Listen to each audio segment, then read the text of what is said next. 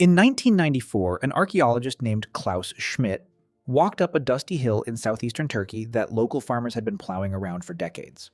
They thought the strange stones poking out of the ground were just rocks, or maybe a medieval graveyard. Schmidt looked closer. What he found underneath that hill broke a rule archaeologists had trusted for over a century. The site is called Göbekli Tepe. It's roughly 11,600 years old. Massive T-shaped limestone pillars, some weighing up to 20 tons, arranged in circular enclosures, carved with animals, built by people with no metal tools, no wheels, and no domesticated crops or livestock. And here's the part that broke the rule. These people weren't farmers. They were still hunter-gatherers. The old assumption in archaeology was simple. First you get agriculture, then surplus food, then settled towns, then priests, then temples. Religion was supposed to be a late-stage luxury, something only a stable, well-fed society could afford to build. Göbekli Tepe flipped that completely. As Schmidt himself put it, first came the temple, then the city. So the question isn't just, why did your ancestors start believing in something bigger than themselves? It's why did they believe hard enough, early enough to organize hundreds of people and drag 20-ton stones up a hill before they'd even figured out how to grow their own food? Let's build this up in order, because the answer isn't one thing. It's a stack of separate pieces that all point the same direction. Start with your brain, because the instinct is older than any temple. Cognitive scientists studying the psychology of religion have proposed something called the hyperactive agency detection device, an idea most closely associated with researcher Justin Barrett. The basic claim is straightforward. A branch snaps behind you in the dark. Your brain's first assumption isn't wind. It's something. Someone. An agent. Watching, moving, intending. Barrett and others argue this bias is asymmetric on purpose. Assume a predator is there when it's actually just wind and you've wasted a moment of fear for nothing. Assume it's just wind when it's actually a predator and you're dead. Over enough generations, the ancestors who defaulted to seeing intention in ambiguous noise outlived the ones who shrugged it off. It's worth being honest here. This exact idea has taken real criticism in recent years. Some researchers who've tried to test it directly haven't found strong evidence that humans are actually biased toward detecting agents the way the theory predicts, and the debate in cognitive science is still very much unresolved. But the underlying observation that got researchers looking in this direction in the first place hasn't gone away. Something in how you process the world does seem to default toward explanations involving a mind rather than a mindless mechanical process, and understanding why that tendency might exist at all is a real piece of this puzzle, even if the tidy explanation for it remains contested. Now take that raw tendency and give it something to organize around. Death is the obvious candidate because death is the single most confusing, most universal, most emotionally unbearable event a small band of humans will ever collectively face. Consider what archaeologists have found at burial sites going back tens of thousands of years, long before anything like Göbekli Tepe. People weren't just discarding their dead the way you'd expect from a purely practical species trying to avoid disease and predators. They were burying them with tools, with ornaments. Sometimes with red ochre pigment covering the body, a substance with no nutritional or practical use whatsoever that shows up again and again across unrelated burial sites on different continents. That's not waste disposal. That's a statement. Something about this person and the fact that they are now gone mattered enough to spend real effort on.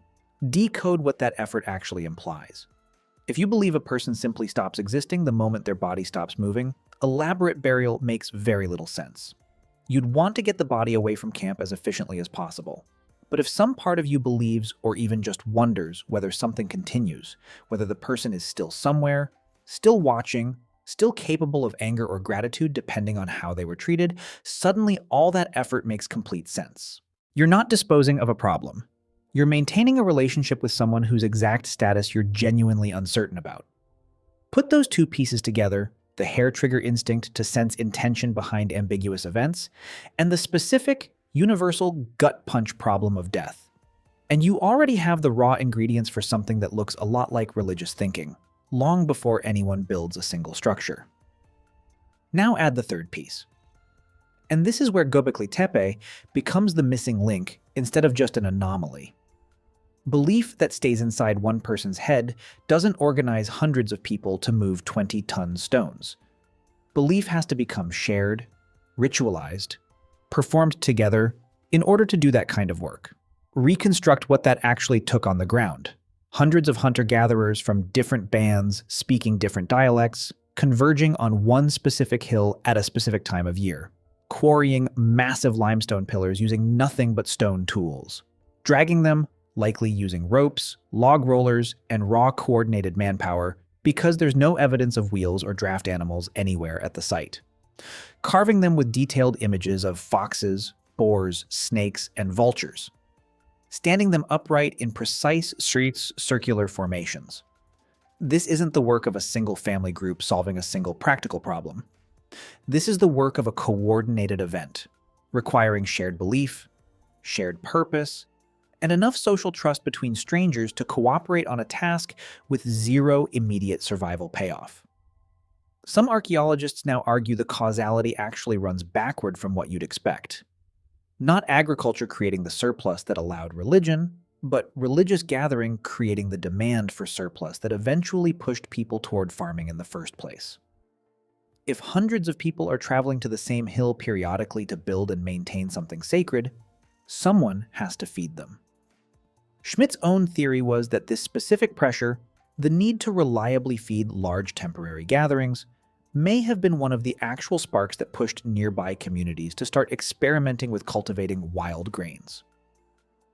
Religion, in this telling, doesn't follow civilization. It helps invent it. Here's the twist that pulls all three pieces together into something bigger than any single explanation. None of this required anyone to be right. The hyperactive sense of unseen intention didn't need to be accurately detecting real agents to be useful. It just needed to keep you alive more often than it got you killed. The elaborate burials didn't require a correct theory of the afterlife. They just needed to feel emotionally necessary enough that skipping them felt unthinkable. And the shared rituals at a place like Göbekli Tepe didn't need to actually please any god watching from above. They just needed to successfully bind strangers together into something that could act, build, and survive as one coordinated group. Religion, on this account, wasn't primarily a mistaken theory about the universe that your ancestors happened to believe.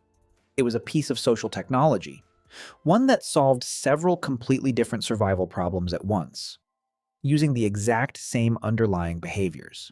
Sensing agency where none may exist, honoring the dead as though they might still matter, and gathering strangers together under a shared story large enough that everyone could agree to believe it, or at least agree to act as if they did. You still carry every piece of that machinery today, whether or not you consider yourself religious in any formal sense.